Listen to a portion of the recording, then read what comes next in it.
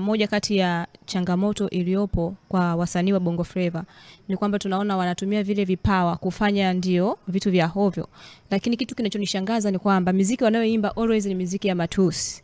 Sasa nataka kujua nini agenda nyuma ya hizi nyimbo, kwa sababu ukiangalia tuna serikali, tuna wizara inayohusika na hivi vitu, lakini si kitu ambacho kinashtua mtu yoyote kwa upande huo. Yaani sijawahi kuona mtu ameimba hizo matusi akafunga tukasikia kwamba labda fulani amefungiwa nyimbo zake kwa sababu kaimba matusi.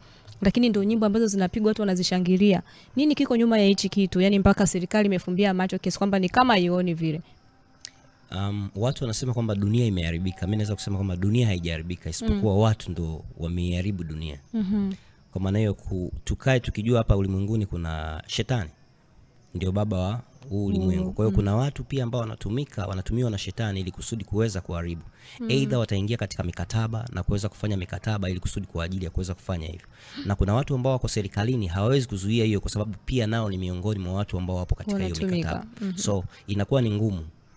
Yaani mtu wa utawala fulani wa shetani au fitini tena utawala wa shetani, lazima Mungu awepo ndipo tuweze kukosoa na hivi vitu viweze kusimama katika mstari ambao Mungu anahitaji tutembee humo, kwamba shetani hawezi kujipinga. Kwa hiyo sasa Mungu anachohitaji ni sisi tuhubiri injili yake, watu waijue kweli, wakishaijua kweli wafundishwe na wao kusudi waweze kuwatoa watu ambao wapo katika giza.